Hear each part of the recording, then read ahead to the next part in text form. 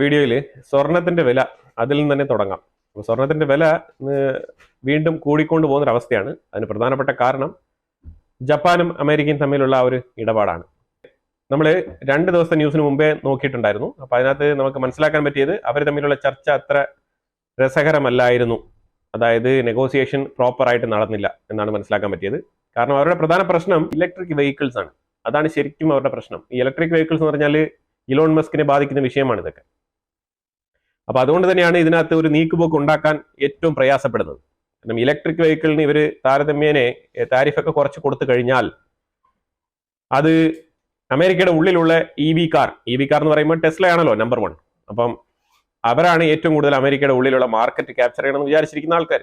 അപ്പൊ അതിന് പല രീതിയിൽ മറ്റുള്ള മേഖലകളിലൊക്കെ അവർ ഇടിവ് നേരിടുന്നുവെങ്കിലും മനഃപൂർവ്വമായിട്ട് ഇലോൺ മസ്കിന് പണി കൊടുക്കാൻ അമേരിക്ക താല്പര്യപ്പെടുന്നില്ല. അതാണ് മനസ്സിലാക്കുന്നത്. അപ്പൊ അവിടെ നെഗോസിയേഷൻ പരാജയപ്പെട്ടതിനെ തുടർന്ന് ജപ്പാൻ പറഞ്ഞത് ഞങ്ങളും ഒരു സോവറിയൻ ഗവൺമെന്റ് ആണ്, ഞങ്ങളുടെ ഗവൺമെന്റിന്റെ താല്പര്യങ്ങൾ ഞങ്ങൾക്ക് സംരക്ഷിക്കേണ്ടി വരും. അപ്പൊ അങ്ങനെ സംരക്ഷിക്കുന്ന സാഹചര്യത്തിൽ ഞങ്ങൾ ഈ ബോണ്ടുകളൊക്കെ വിറ്റ് തുലയ്ക്കാൻ വേണ്ടിയിട്ട് ഞങ്ങൾ തീരുമാനിച്ചിരിക്കുകയാണ് എന്നാണ് പറഞ്ഞത്. അപ്പൊ എല്ലാവർക്കും അറിയാം ഏറ്റവും കൂടുതൽ അമേരിക്കയുടെ ബോണ്ട് കൈവശം വെച്ചിരിക്കുന്നത് ജപ്പാനാണ്. ജപ്പാൻ ആ ബോണ്ടുകളെല്ലാം തന്നെ ഇമീഡിയറ്റ് ആയിട്ട് വിറ്റ് തുലയ്ക്കാനുള്ള ഏർപ്പാടാണ്. അങ്ങനെ വിൽക്കുന്ന സാഹചര്യം വരുമ്പോഴത്തേക്കും ഡോളറിന് നല്ല രീതിയിലുള്ള മൂല്യ തകർച്ച നേരിടും.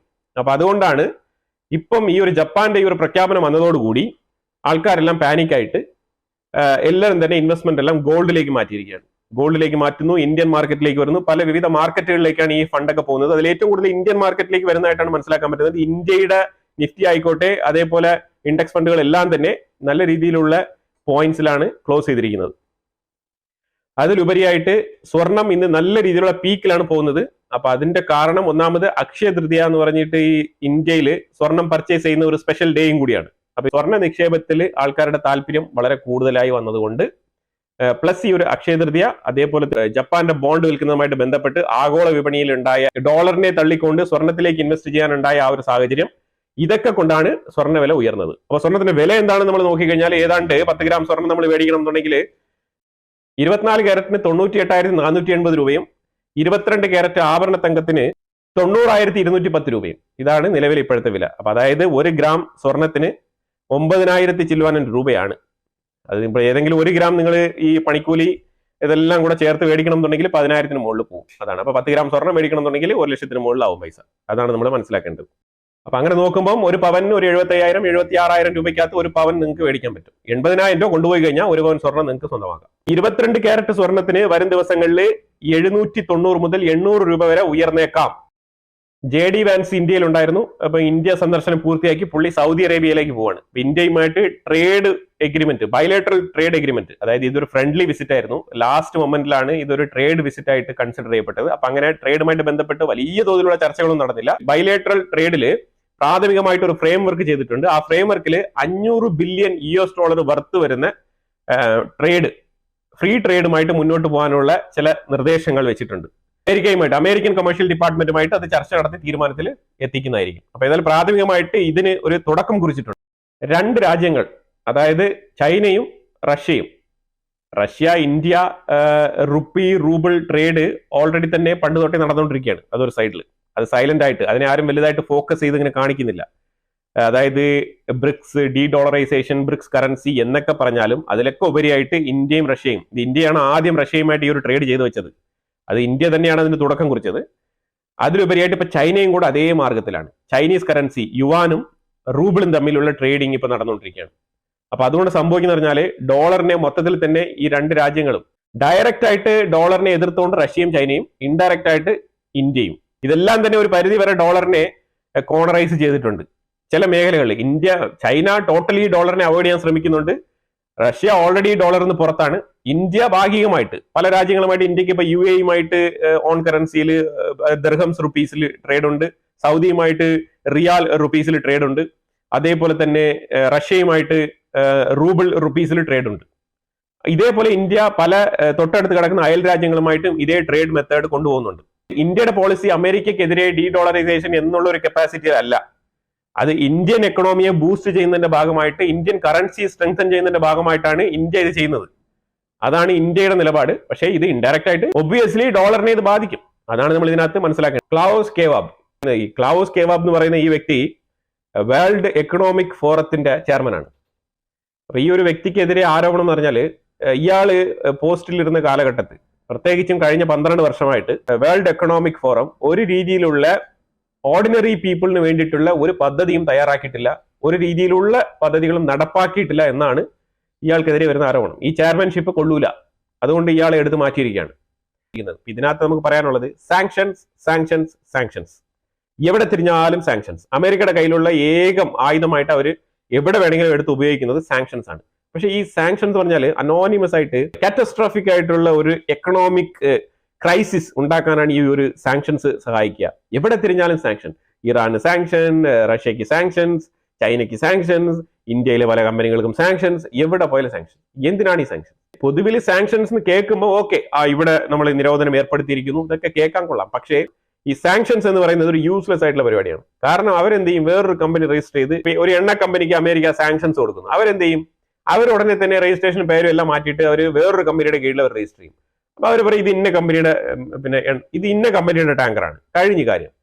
റെക്കോർഡ് ചേഞ്ച് ചെയ്യുമ്പോഴത്തേക്കും കഴിഞ്ഞ്.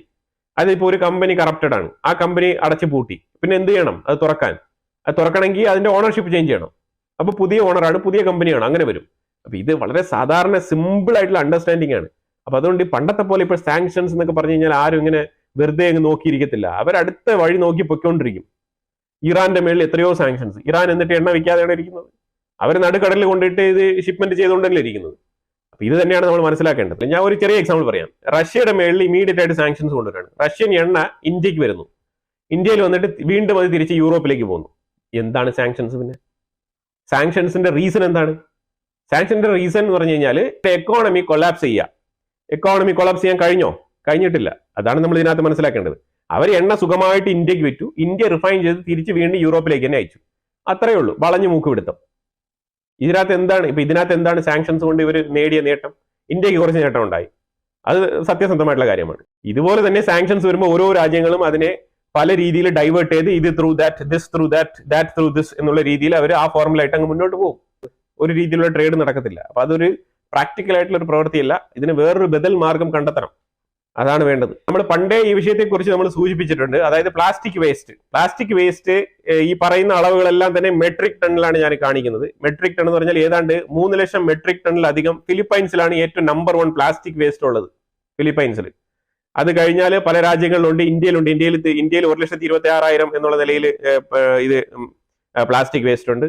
അതുപോലെ തന്നെ ഈസ്റ്റ് ഏഷ്യൻ രാജ്യങ്ങളായിട്ടുള്ള വിയറ്റ്നാം ആയിക്കോട്ടെ, കംബോഡിയ, സിംഗപ്പൂർ, മലേഷ്യ, ഇങ്ങനത്തെ പല രാജ്യങ്ങളും ഇതിനകത്ത് വരുന്നുണ്ട്.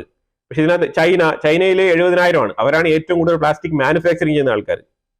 പിന്നെ ഇതിനകത്ത് സംഭവിക്കുന്ന പറഞ്ഞാൽ ചില വെസ്റ്റേൺ രാജ്യങ്ങളായിക്കോട്ടെ, യൂറോപ്യൻ രാജ്യങ്ങളായിക്കോട്ടെ, അമേരിക്ക, അതുപോലെ പല ഉയർന്ന രാജ്യങ്ങളെല്ലാം തന്നെ ഈ താഴ്ന്ന രാജ്യങ്ങളിലേക്ക്, അതായത് ഈ ഈസ്റ്റ് ഏഷ്യൻ പോലത്തെ രാജ്യങ്ങളിലേക്കൊക്കെ പൈസ ഇങ്ങോട്ട് കൊടുത്ത് ഈ പ്ലാസ്റ്റിക് ഇങ്ങോട്ട് ഷിപ്പിൽ കയറ്റി അയക്കുകയാണ്, ഈ പ്ലാസ്റ്റിക് മാലിന്യം. അതുകൊണ്ട് എന്താണ് ചെയ്യുന്നത്, റീസൈക്ലിംഗ് ഉപയോഗിക്കാം എന്നുള്ള പേരിലാണ് അവരിങ്ങോട്ട് അയക്കുന്നത്. പക്ഷെ ഇവര് ഇതെല്ലാം തന്നെ ഇത്രമാത്രം മെട്രിക് ടൺ കണക്കിൽ റീസൈക്ലിംഗ് ചെയ്ത് ഉപയോഗിക്കാൻ പറ്റുന്ന രീതിയിലുള്ള കപ്പാസിറ്റി ഇവർക്ക് ഉണ്ടോ എന്ന് ചോദിച്ചു കഴിഞ്ഞാൽ അത് വലിയൊരു ചോദ്യചിഹ്നമാണ്. അതുകൊണ്ട് തന്നെ അവർക്ക് ഈ ഒരു കപ്പാസിറ്റി ഇല്ലാത്തതുകൊണ്ട് തന്നെ ഈ പ്ലാസ്റ്റിക് മാലിന്യങ്ങളെല്ലാം ഇവിടെ വന്ന് അടിഞ്ഞുകൂടി ഡംപായി കിടക്കുകയാണ്. അതുകൊണ്ട് റീസൈക്കിൾ ചെയ്താലും തീരാത്ത അത്രയും പ്ലാസ്റ്റിക് ആണ് അവിടെ അടിഞ്ഞുകൂടി കിടക്കുന്നത്. അപ്പൊ അതുകൊണ്ട് സംഭവിക്കുന്നത് എന്താണ്, ഈ രാജ്യങ്ങളാണ് ഏറ്റവും കൂടുതൽ പ്ലാസ്റ്റിക് മാലിന്യങ്ങൾ ഡീൽ ചെയ്യുന്നതായിട്ട് ഇപ്പൊ മനസ്സിലാക്കാൻ പറ്റുന്നത്. ഏറ്റവും കൂടുതൽ പ്ലാസ്റ്റിക് മാലിന്യം വേസ്റ്റ് ഉണ്ടാക്കുന്നത് അമേരിക്കയിലാണ്. അവരാണ് ഇതിനകത്ത് നമ്പർ 1. പക്ഷെ അവര് പട്ടികയിൽ ഏറ്റവും താഴെയായിരിക്കും. കാരണം എന്താണ്, അവരിത് അപ്പം തന്നെ പൈസ കൊടുത്ത് ഒഴിവാക്കുകയാണ്. പൈസ ഇങ്ങോട്ട് കൊടുത്തിട്ടാണ് കേട്ടോ. നിങ്ങൾ അമേരിക്കയിൽ പോയിട്ട് പ്ലാസ്റ്റിക് വേസ്റ്റ് എടുക്കുന്നെങ്കിൽ നിങ്ങൾക്ക് പൈസ ഇങ്ങോട്ട് കിട്ടും. ആ രീതിയിലാണ് അവരുടെ പോളിസി. അതുകൊണ്ട് അവർ എത്രയും പെട്ടെന്ന് തന്നെ മറ്റുള്ള രാജ്യങ്ങളിലേക്ക് ഡംപ് ചെയ്യാണ്. അങ്ങനെ ഡംപ് ചെയ്താണ് ഈ ഫിലിപ്പൈൻസ് ഒക്കെ ഇങ്ങനെ ഇരിക്കുന്നത്. ചൈനയും ഫിലിപ്പൈൻസും തമ്മിൽ ഒരു മ്യൂച്വൽ ടോക്ക്, അതായത് അവർക്ക് എപ്പോഴും ഈ ഒരു കടൽ അതിർത്തിയെ ചൊല്ലി എപ്പോഴും തർക്കമാണ്. അതാണ് പ്രധാനപ്പെട്ട തർക്കം. ഈ അതായത് 2ാമത്തെ സെറ്റ് ബ്രഹ്മോസ് മിസൈൽ നമ്മൾ ഫിലിപ്പൈൻസിന് ഡെലിവറി ചെയ്തിരിക്കുകയാണ്. ചൈനയെ ഇത് വല്ലാത്ത തന്നെ അസ്വസ്ഥതപ്പെടുത്തുന്നുണ്ട്. അപ്പൊ ചൈന ഇതാണ് ഞാൻ പറയുന്നത്, ചൈനയുമായിട്ട് നമുക്ക് ഒറ്റ സ്ട്രെയിറ്റ് ആയിട്ടുള്ള റിലേഷൻഷിപ്പിൽ പോകാൻ കഴിയില്ല. കാരണം പല മേഖലകളിലും ഇന്ത്യയും ചൈനയും ഡിപ്ലോമാറ്റിക് ഇഷ്യൂസ്, ഫേസ് ഓഫ്, ഇതൊക്കെ ഫേസ് ചെയ്യുന്നുണ്ട്. അപ്പൊ അതുകൊണ്ട് തന്നെയാണ് നമ്മൾ എപ്പോഴും ചൈനയെ ഒരു മുൻകരുതലോട് മാത്രമേ നമുക്ക് ചൈനയെ സമീപിക്കാൻ കഴിയൂ. അത് നമ്മൾ എപ്പോഴും മനസ്സിൽ ഇട്ടോണം. നമ്മൾ പല രീതിയിലും ചൈന ഇപ്പം ഭയങ്കര പോസിറ്റീവായിട്ട് അമേരിക്കയുടെ ഈ ഒരു താരിഫുമായിട്ട് ബന്ധപ്പെട്ട് ഈ സൗത്ത് ഈസ്റ്റ് ഏഷ്യയിൽ കിടക്കുന്ന രാജ്യങ്ങൾ എന്ന് പറഞ്ഞാൽ വളരെ ചെറിയ രാജ്യങ്ങളാണ്. ഈ രാജ്യങ്ങളൊന്നും ഷീ ജിൻപിങ് ഒരു രീതിയിലും കൺസിഡർ പോലും ചെയ്യാത്ത രാജ്യങ്ങളാണ്. അതായത് ചൈനയിൽ നിന്ന് എന്തെങ്കിലുമൊക്കെ നക്കാപ്പിച്ച കിട്ടുന്നെങ്കിൽ അതൊക്കെ കൊണ്ട് നിങ്ങൾ ജീവിച്ചോ, ഞാൻ വലിയ മഹാരാജാവാണ്, ഞാൻ അവിടെയൊന്നും വരത്തില്ല എന്ന് പറഞ്ഞുകൊണ്ടിരിക്കുന്ന ആളാണ് ഷീ ജിൻപിങ്. പലപ്പോഴും പല മീറ്റിങ്ങുകൾക്കും ഈ രാജ്യങ്ങൾ, കംബോഡിയ, വിയറ്റ്നാം, ഇതേപോലത്തെ രാജ്യങ്ങൾക്കൊക്കെ ഫോറിൻ റിലേഷൻഷിപ്പ് ഹാൻഡിൽ ചെയ്യുന്ന റെപ്രസെന്റേറ്റീവ്സ് മാത്രമേ അവിടെ പോകാറുള്ളൂ. ഷീ ജിൻപിങ് ഇപ്പൊ നേരിട്ട് പോകുന്നത് എന്തിനാണ്? ഇപ്പൊ മെയിൻ സ്ട്രീമിൽ ഇതാണ് ചർച്ചയാവുന്നത്. കാരണം ചൈന സ്വാഭാവികമല്ലാത്ത കുറെ പെരുമാറ്റ രീതികൾ കാണിച്ചു തുടങ്ങിയിരിക്കുന്നു. ആ പെരുമാറ്റ രീതികൾ ചൈനയ്ക്കുള്ളില് ചില അൺസർട്ടനിറ്റി, അതാണ് നമ്മൾ ചില അനിശ്ചിതത്വം ഉണ്ട്. ഫിനാൻഷ്യലി അവർക്കുണ്ട്, എക്കണോമിക്കലി ഉണ്ട്, ട്രേഡ് വൈസ് ഉണ്ട്. അവർ പല രീതിയിലുള്ള അൺസർട്ടനിറ്റി അവിടെ ഫേസ് ചെയ്യാണ് ചൈനയ്ക്കുള്ളിൽ. അതുകൊണ്ടാണ് ഷീ ജിൻപിങ് ഇങ്ങനെ ആക്ട് ചെയ്യുന്നത്. കാരണം ഷീ ജിൻപിങ്ങിന്റെ പദവി തന്നെ തെറിക്കാനുള്ള സാധ്യതയുണ്ട് ഇതേ ലെവലിൽ പോകുന്നെങ്കിൽ. അതുകൊണ്ടാണ് ഷീ ജിൻപിങ് ഡയറക്റ്റ് ആയിട്ട് വിയറ്റ്നാം വിസിറ്റ് ചെയ്യുന്നത്, കംബോഡിയ വിസിറ്റ് ചെയ്യുന്നത്, മലേഷ്യ ഉൾപ്പെടെയുള്ള രാജ്യങ്ങളൊക്കെ വിസിറ്റ് ചെയ്യുന്നത്. പിന്നെ ഇന്ത്യക്ക് ഡയറക്റ്റ് ആയിട്ട് വരണം എന്ന് പുള്ളി റിക്വസ്റ്റ് ഇട്ടിട്ടുണ്ട് ചൈനയുടെ ഭാഗത്തുനിന്ന്. ഇന്ത്യ അതിൽ ഇതുവരെ ഒരു തീരുമാനം എടുത്തിട്ടില്ല. കാരണം വേറെ ഒന്നുമില്ല, ബോർഡർ ഇഷ്യൂസ് ഇങ്ങനെ നിലനിൽക്കുന്ന ഒരു സാഹചര്യത്തിൽ ഞങ്ങൾക്ക് കുറച്ച് ആലോചിച്ചിട്ടേ ഇതിൽ തീരുമാനം എടുക്കാൻ പറ്റൂ എന്നാണ് ഇന്ത്യ പറഞ്ഞിരിക്കുന്നത്. കാരണം വേറെ ഒന്നുമില്ല, അമേരിക്ക ശക്തമായ താക്കീത് അമേരിക്കയുടെ ഒപ്പം ചേർന്ന് നിൽക്കുന്ന അമേരിക്കയുടെ സഖ്യരാജ്യങ്ങൾക്ക് അമേരിക്ക ഇൻഡയറക്റ്റ് ആയിട്ട് തന്നെ മെസ്സേജ് കൊടുത്തിട്ടുണ്ട്, കോൺഫിഡൻഷ്യൽ ആയിട്ട് മെസ്സേജ് നൽകിയിട്ടുണ്ട്. ചൈനയുമായിട്ട് സഹകരിക്കുന്ന രാജ്യങ്ങൾക്ക് താരിഫ് ഒരു രീതിയിലും നെഗോഷിയേറ്റ് ചെയ്യാൻ പറ്റില്ല എന്നുള്ളതാണ്. ഈ ഒരു കാര്യം പറയുമ്പോഴത്തേക്കും ഒരു കാര്യം കൂടെ നമുക്ക് പറയാതിരിക്കാൻ വയ്യ. ഇന്ത്യയുമായിട്ട് 30 ബില്യൺ വർത്തുള്ള സാധനങ്ങൾക്ക് അമേരിക്കയും ഇന്ത്യയും തമ്മിൽ നടക്കുന്ന ട്രേഡിൽ $30 ബില്യൺ വർത്ത് വരുന്ന പ്രോഡക്ട്സിനൊക്കെ താരിഫ് ഇല്ലാതാക്കിയിട്ടുണ്ട്. നമ്മളുടെ ചർച്ച ഇപ്പൊ ആ ലെവലിലാണ് എത്തിയിരിക്കുന്നത്. നമ്മളുടെ നെഗോസിയേഷൻ ആ ലെവലിൽ എത്തിയിരിക്കുന്നത്. നമ്മൾ $30 ബില്യൺ വരെയുള്ള സാധനങ്ങൾക്ക് താരിഫ് ഒഴിവാക്കിക്കൊണ്ടുള്ള ചർച്ചയാണ് പുരോഗമിക്കുന്നത്. ചൈന ഓപ്പൺ ആയിട്ട് ഒരു സ്റ്റേറ്റ്മെന്റ് പറഞ്ഞിരിക്കുകയാണ്.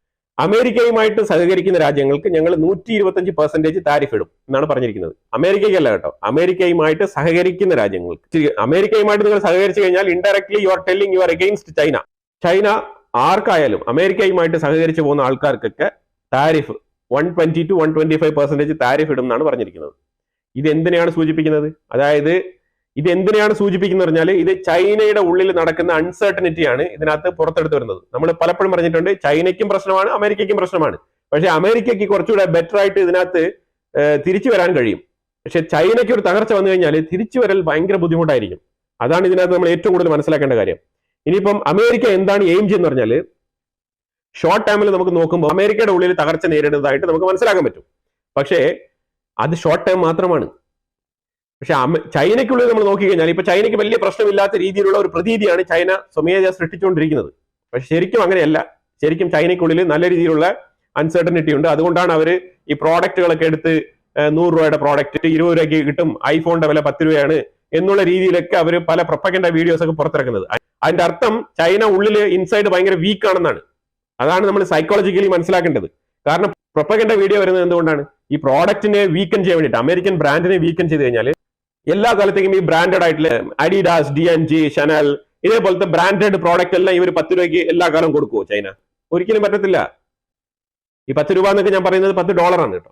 ആ $10 കൊടുക്കാൻ പറ്റുമോ? ഒരിക്കലും ഇല്ല. അപ്പൊ ഇതെന്താണെന്ന് പറഞ്ഞാൽ തൽക്കാലം അമേരിക്കയുടെ എക്കോണമിയെ ഒന്ന് പിടിച്ചു ഉലയ്ക്കണം. അതിന് വേണ്ടിയിട്ടാണ് ഇവർ ഈ പ്രൊപ്പഗൻഡ വീഡിയോ ചെയ്യുന്നത്. അപ്പൊ ഇതാണ് നമ്മൾ ശരിക്കും ഇതിനകത്ത് മനസ്സിലാക്കേണ്ടത്. ഇതിലുപരിയായിട്ട് ചൈനയുടെ പേടി എന്താ? ഇപ്പൊ ഈ താരിഫ് പ്രഖ്യാപിച്ചത് 120, 125 ഞാൻ മറ്റുള്ള രാജ്യങ്ങൾക്കും താരിഫ് ഇടും എന്ന് പറഞ്ഞതും ഇതേ സംഭവം തന്നെയാണ്. കാരണം അമേരിക്കയെ സപ്പോർട്ട് ചെയ്യരുത്, നിങ്ങൾ ചൈനയുമായിട്ട് ചേർന്ന് നിൽക്കണമെന്നാണ്. ഇത് ആർക്കാണ് പ്രശ്നമാകുന്നത്? ഈ ഒരു ബെൽറ്റ് ആൻഡ് റോഡ് ഇനിഷ്യേറ്റീവിലൂടെ BRI പദ്ധതിയിലുണ്ടോ ഏതൊക്കെ രാജ്യങ്ങൾ ലോൺ കൈപ്പറ്റിയിരിക്കുന്നോ അവർക്കൊക്കെ ഇത് ബുദ്ധിമുട്ടാവും. പക്ഷേ നിങ്ങൾ ഈ ലിസ്റ്റ് എടുത്ത് നോക്കൂ. ഈ BRI belt and road initiative പ്രകാരം പൈസ മേടിച്ചിരിക്കുന്ന കംപ്ലീറ്റ് രാജ്യങ്ങൾ നിങ്ങൾ എടുത്തു നോക്കും, എല്ലാം ദരിദ്ര രാജ്യങ്ങളാണ്. അതാണ് ഇതിനകത്ത് നമ്മൾ ഏറ്റവും മനസ്സിലാക്കേണ്ടത്. അവർക്ക് ചൈനയുമായിട്ട് ഏറ്റവും കൂടുതൽ ട്രേഡ് ചെയ്യാനൊന്നുമില്ല. ചൈന എപ്പോഴും നല്ല രീതിയിലുള്ള ട്രേഡ് എന്ന് പറഞ്ഞാൽ അതായത് സർപ്ലസ് ചൈനയ്ക്കുള്ള, ചൈനയ്ക്കെന്നല്ല ഏതൊരു രാജ്യത്തിനും അമേരിക്കയായിട്ട് ട്രേഡ് ചെയ്യുമ്പോൾ ഡെഫിസിറ്റ് ഉണ്ടാവും, ഉറപ്പാണ്. കാരണം അതിന്റെ കറൻസിയുടെ മൂല്യമാണ്. ഇവിടെ നമ്മൾ 10 രൂപയ്ക്ക് ഉണ്ടാക്കുന്ന സാധനം വെച്ചോ, അമേരിക്കയിൽ നമ്മൾ ചെല്ലുമ്പോഴത്തേക്കും അതിനെ $3-4 വിൽക്കുന്നു. എത്ര രൂപയായി? $1 എന്ന് പറയുമ്പോഴത്തേക്കും ഏതാണ്ട് 85 രൂപയല്ലേ? അപ്പൊ അതുകൊണ്ട് ഡെഫിസിറ്റ് ഉണ്ടാവും, 100% ഉണ്ടാവും. അതല്ല ഇവിടുത്തെ വിഷയം. അത് അമേരിക്കയ്ക്കും അറിയാം ഡെഫിസിറ്റ് ഉണ്ടാവും എന്നുള്ളത്. ഇപ്പൊ അമേരിക്ക ചെയ്യുന്ന പരിപാടി എന്ന് പറഞ്ഞാൽ, നെഗോസിയേഷന് തയ്യാറായിരിക്കുന്ന രാജ്യങ്ങളെല്ലാം അമേരിക്ക വിളിച്ചുകൊണ്ട് പോയി ഇപ്പൊ എന്താണ് ചെയ്യുന്നത് പറഞ്ഞാൽ, ചൈനയുമായിട്ട് നിങ്ങൾക്ക് എത്ര ശതമാനം ട്രേഡ് ഉണ്ട്, അതിൽ ഏതെല്ലാം കാര്യങ്ങൾ നിങ്ങൾക്ക് ഡൈവേഴ്സിഫൈ ചെയ്യാൻ കഴിയും, അതിൽ ഏതെല്ലാം കാര്യങ്ങൾ നിങ്ങൾക്ക് കട്ട് ഓഫ് ചെയ്യാൻ കഴിയും, എന്നിട്ട് മാക്സിമം ചൈനീസ് ഇമ്പോർട്ട് കുറയ്ക്കുക എന്നുണ്ടെങ്കിൽ നിങ്ങൾക്ക് ഞാൻ താരിഫിൽ ഇളവ് ഏർപ്പെടുത്തി തരാം. ഇതാണ് ഇപ്പൊ അമേരിക്കയുടെ ഉള്ളിൽ നടക്കുന്ന പ്രധാനപ്പെട്ട ചർച്ച. ഇപ്പൊ അമേരിക്ക മാത്രമല്ല ചൈനീസ് പ്രോഡക്റ്റ് ഉപേക്ഷിക്കാൻ തീരുമാനിച്ചിരിക്കുന്നത്. അതായത് അവരുടെ ഒപ്പം നിൽക്കുന്ന മറ്റുള്ള ബെനിഫിറ്റ് കിട്ടുന്ന മറ്റുള്ള രാജ്യങ്ങൾ, ഏറ്റവും കൂടുതൽ സർപ്ലസിന് ട്രേഡ് നടത്തുന്ന മറ്റുള്ള രാജ്യങ്ങളുമായിട്ട് ഇവർ സംസാരിച്ചിട്ട് ചൈനയുമായിട്ടുള്ള ട്രേഡ് ആഗോളതലത്തിൽ കുറയ്ക്കുകയാണ്. ഇപ്പൊ അമേരിക്കയുടെ സൈഡിൽ നിന്ന് ഇതാണ് നടന്നുകൊണ്ടിരിക്കുന്നത്. ഇത് തിരിച്ചറിഞ്ഞതുകൊണ്ടാണ് ചൈന 125% ഞാൻ മറ്റുള്ള രാജ്യങ്ങൾക്ക് താരിഫ് ഇടും പറഞ്ഞത്. ഇപ്പൊ മനസ്സിലായല്ലോ ചൈന എന്തുകൊണ്ടാണ് മറ്റുള്ള രാജ്യങ്ങൾക്കും ഞാൻ 225 ഇടും എന്ന് പറഞ്ഞത്. ഇതുകൊണ്ടാണ്. ഇതിന് കാരണമായത് ഒരു ഇമ്പോർട്ടന്റ് ആയിട്ടുള്ള വിഷയമാണ് വിയറ്റ്നാം ആണ്. വിയറ്റ്നാം F-16 22 യൂണിറ്റ് F-16 വേണ്ടിയിട്ട് കരാർ ഒപ്പിട്ടിരിക്കുകയാണ് വിയറ്റ്നാം അമേരിക്കയുമായിട്ട്. ഇതിന്റെ കാരണം എന്താ? ഇത് സംഭവിച്ചാല് ഈ ഷീ ജിൻപിങ് വിയറ്റ്നാം സന്ദർശിക്കുകയും ഏതാണ്ട് 44 മുതൽ 48 സീക്രട്ട് കരാറുകൾ ഒപ്പിട്ടെന്നാണ് അറിയാൻ കഴിയുന്നത്. ഈ കരാറുകളെല്ലാം ചവറ്റുകൊട്ടയിൽ എടുത്ത് വിയറ്റ്നാം ഇട്ടിട്ട് അമേരിക്ക പറയുന്ന ചൊൽപ്പടിക്ക് നിൽക്കുകയാണ്. അത് ഷീ ജിൻപിങ്ങിന് കിട്ടിയ ഏറ്റവും വലിയൊരു നോസ് കട്ടായിട്ട് മാറിയിരിക്കുകയാണ്. കാരണം ഷീ ജിൻപിങ് അങ്ങനെ പെട്ടെന്ന് സിംഹാസനത്തിൽ നിന്ന് ഇറങ്ങി വന്ന് വിയറ്റ്നാം സന്ദർശിക്കുന്ന ആളല്ല, കംബോഡിയ സന്ദർശിക്കുന്ന ആളല്ല. അപ്പൊ അങ്ങനെ നടത്തിയ ആ ഒരു വിസിറ്റ് തന്നെ, അങ്ങനെ നടത്തിയ ഇപ്പൊ സിംഹാസനത്തിൽ നിന്ന് ഇറങ്ങി വന്ന് നടത്തിയ ആ ഒരു വിസിറ്റ് പോലും വിയറ്റ്നാം എടുത്ത് ചവറ്റുകൊട്ടയിൽ ഇട്ടിരിക്കുകയാണ്. അതാണ് ചൈനയ്ക്ക് കിട്ടിയ ഏറ്റവും വലിയ നോസ് കട്ട്. വിയറ്റ്നാമിന് നല്ല രീതിയിലുള്ള സപ്പോർട്ട് കൊടുത്ത അമേരിക്ക അവരുടെ ചേരിയിലേക്ക് അങ്ങ് വലിച്ചിരിക്കുകയാണ്. അതാണ് ഇപ്പൊ ചൈനയ്ക്ക് കിട്ടിയ തിരിച്ചടി. അതേപോലെ ഉക്രൈനുമായിട്ട് ബന്ധപ്പെട്ട് നമുക്ക് നോക്കിക്കഴിഞ്ഞാൽ ഉക്രൈനിലെ സെലൻസ്കി മീറ്റിംഗ് UK വെച്ച് നടത്താന്നാണ് പറയുന്നത്. അതായത് UK, America, European union, France, ഇത്ര 4 കൂട്ടരും ചേർന്ന് മീറ്റിംഗ് UK വെച്ച് സംഘടിപ്പിക്കുകയാണ്.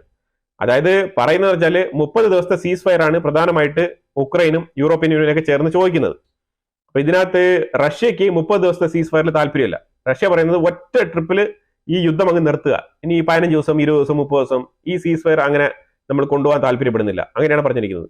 പുടിന്റെ ഒരു ബ്രെയിൻ എന്ന് പറഞ്ഞാൽ ഒരു സീസ് ഫയർ എന്ന് പറഞ്ഞാൽ എന്താണ് അതിന്റെ സുഖം എന്നൊന്ന് കാണിച്ചു കൊടുക്കാം. കാരണം തുടരെ യുദ്ധം നടന്നുകൊണ്ടിരിക്കുകയല്ലേ 3-3.5 വർഷമായിട്ട്.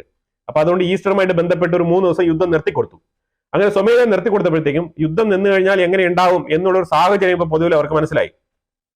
അതിന്റെ ഒരു സുഖം മനസ്സിലായപ്പോഴത്തേക്കും അപ്പൊ തന്നെ 30 ദിവസത്തെ സീസ് ഫയർ വേണം എന്ന് പറഞ്ഞുള്ള മുറുമുറുപ്പുകൾ പിന്നെ ഉക്രൈന്റെ ഭാഗത്ത് നിന്ന് തുടങ്ങിയിട്ടുണ്ടായിരുന്നു. അതായത് ഉക്രൈനിലെ ജനപ്രതിനിധികൾ ശരിക്കും പറഞ്ഞാൽ സെലൻസ്കി അടുത്ത് റിക്വസ്റ്റ് വെച്ചിട്ടുണ്ടായിരുന്നു. അതായത് നമുക്കൊരു 30 ദിവസത്തെ സീസ് ഫയർ ആയിട്ട് ഇത് എക്സ്റ്റെൻഡ് ചെയ്താൽ എന്താണ് ഒന്ന് ചോദിച്ചുകൂടെ എന്നുള്ള നിലയിലൊക്കെ. പക്ഷേ സെലൻസ്കി ഭയങ്കരമായിട്ട് ഞാൻ അതൊന്നും സമ്മതിക്കത്തില്ല, നടക്കുന്ന കാര്യമല്ല, അതെങ്ങനെയാണ് തീവ്രവാദികളുടെ അടുത്തൊക്കെ പോയിട്ട് കോംപ്രമൈസ് ചെയ്യാൻ പറ്റുമോ, നടക്കുന്ന കാര്യമല്ല, അതൊക്കെ വിടൂ എന്നുള്ള രീതിയിലാണ് സെലൻസ്കി നിന്നത്. ഇപ്പൊ ജർമ്മനി പറഞ്ഞിരിക്കുകയാണ്. കാരണം ജർമ്മനിയുടെ അടുത്ത് ഇപ്പൊ ചോദിക്കുകയാണ്, നിങ്ങൾ ടോറസ് മിസൈൽ തരൂ, അത് തരൂ, ഇത് തരൂ എന്നൊക്കെ ചോദിച്ചുകൊണ്ടിരിക്കുകയാണ് സെലൻസ്കി. യൂറോപ്പിനായാലും നാറ്റോയ്ക്കായാലും ഒരു പരിധിയുണ്ട് സഹായിക്കാൻ. അവർക്ക് സഹായിക്കാനൊന്നും കഴിയില്ല, ആ അവസ്ഥയിലാണ്. അപ്പൊ എന്താണ് ചെയ്യുക, ഇവർക്ക് യുദ്ധം നിർത്തണോ വേണ്ടയോ എന്നുള്ളൊരു കൺഫ്യൂഷനാണ് ഇപ്പൊ. ശരിക്കും ഇന്ന് ക്രീമിയയുടെ ഭാഗത്താണ് ഏറ്റവും കൂടുതൽ ഇന്ന് ഒരു സംഘർഷഭരിതമായിട്ടുള്ള ഒരു അവസ്ഥ ഉണ്ടായത്. കാരണം ഏറ്റവും കൂടുതൽ ആക്രമണം ആ ഭാഗത്ത് നടന്നതായിട്ട്, അതായത് ബ്ലാക്ക് സീയുടെ ഭാഗത്തു നിന്നാണ് ഏറ്റവും കൂടുതൽ ഉക്രൈൻ ക്രീമിയയുടെ ഭാഗത്തേക്ക് ആക്രമണം നടത്തിയത്. അതുകൊണ്ട് റഷ്യ ക്രീമിയയുടെ ഭാഗത്ത്, അത് റഷ്യയുടെ സൈഡിൽ നിന്ന് ക്രീമിയയ്ക്ക് ഒരു പാലമുണ്ട്, അവിടെ ബ്രിഡ്ജ് ഉണ്ട് ക്രോസ് ചെയ്യാൻ. അത് കാരണം അത് കുറച്ച് ഡിസ്കണക്റ്റഡ് ഏരിയയാണ്. ആ ഒരു ബ്രിഡ്ജ് സൈഡൊക്കെ ഏറ്റവും കൂടുതൽ പ്രൊട്ടക്ഷൻ ഏർപ്പാടാക്കിയിരിക്കുകയാണ് ഇപ്പം. ഈ ഒരു സാഹചര്യത്തിലാണ് European union, NATO, America, Ukraine, France ഇവരൊക്കെ ചേർന്ന് ഒരു തീരുമാനം 30 ദിവസത്തേക്ക് സീസ് ഫയറിന് വേണ്ടിയിട്ട് പ്രപ്പോസൽ വെക്കാനാണ് തീരുമാനം. 30 ദിവസത്തെ സീസ് ഫയർ പുടിൻ അംഗീകരിക്കത്തില്ല, അത് ഉറപ്പായിട്ടുള്ള കാര്യമാണ്. അതായത് നിർത്തണം എന്നുണ്ടെങ്കിൽ, പക്ഷേ ട്രംപിന് വേണ്ടത് നിങ്ങൾ സീസ് ഫയർ ഉണ്ടാക്കാതിരിക്കും, അതൊന്നും നമുക്കൊരു വിഷയമേ അല്ല. നിങ്ങൾ ആദ്യം ഡീൽ സൈൻ ചെയ്യൂ. ഉക്രൈൻ ഒരു ഡീലിൽ റെയർ എർത്ത് എലമെന്റുമായിട്ട് ബന്ധപ്പെട്ട ഡീൽ സൈൻ ചെയ്യൂ. റഷ്യയും അവരുടെ ഭാഗത്തുള്ള അലുമിനിയം, അതേപോലെ അവരുടെ റഷ്യയുടെ ഉള്ളിൽ അമേരിക്കയും റഷ്യയും തമ്മിൽ ചേർന്നുകൊണ്ട് റിസർച്ച് ചെയ്യാൻ വേണ്ടിയിട്ട് ഒരുമിച്ച് together we must do A research in rare earth element field, അതുമായിട്ട് ബന്ധപ്പെട്ടാണ് അവർ റഷ്യയുമായിട്ടും അമേരിക്ക നെഗോഷിയേറ്റ് ചെയ്തുകൊണ്ടിരിക്കുന്നത്. അപ്പൊ ഇവർ രണ്ടുപേരും കൂടി ഈ കരാറിലേക്ക് വരേണ്ടതുണ്ട്. ഇതാണ് ഏറ്റവും ഇമ്പോർട്ടന്റ് അമേരിക്കയ്ക്ക്. ഇമ്മാനുവൽ മാക്രോണിന് കഴിഞ്ഞ 3 ദിവസത്തിന് മുമ്പ് സ്റ്റീവ് വിറ്റ്കോഫും മാർക്കോ റൂബിയോയും ചെന്ന് സംസാരിച്ച് ഇതിനെ സ്ക്രൂ ചെയ്തിട്ടുണ്ടായിരുന്നു. നീ ഒന്ന് അടങ്ങി ഒതുങ്ങി ഇരിക്കി, നിനക്ക് എന്താണ് ഇപ്പൊ ഇത്ര വലിയ പ്രശ്നം, നീ ഇപ്പൊ അടുത്ത ഇലക്ഷൻ വരുമ്പോഴത്തേക്ക് നീ ഇവിടെ പൊസിഷനിൽ ഉണ്ടാവോ ഇല്ലയോ എന്ന് പോലും അറിയത്തില്ല, അപ്പൊ അതുകൊണ്ട് നീ ഇത്തിരി സമാധാനത്തിലിരി, എന്താണ് ഈ യുദ്ധം നിർത്താൻ നിനക്കുള്ള പ്രശ്നം എന്ന് ചോദിച്ചൊക്കെ ഇച്ചിരി സമാധാനിപ്പിച്ചൊക്കെ വെച്ചിട്ടുണ്ട്. അതുകൊണ്ട് തന്നെ യൂറോപ്യൻ യൂണിയനുമായിട്ട് ബന്ധപ്പെട്ട് ഇത്തവണ കുറച്ച് മയപ്പെട്ട തീരുമാനം വരാനുള്ള സാധ്യത ഉണ്ടെന്നാണ് പ്രതീക്ഷിക്കപ്പെടുന്നത്. ഒരു 3 ദിവസത്തിൽ ഇതിന്റെ റിസൾട്ട് നമുക്ക് അറിയാൻ കഴിയും. എന്താണ് യൂറോപ്യൻ യൂണിയൻ, ഫ്രാൻസ്, അതേപോലെ UK ഇവരൊക്കെ പറയുന്നത് എന്നുള്ളത്.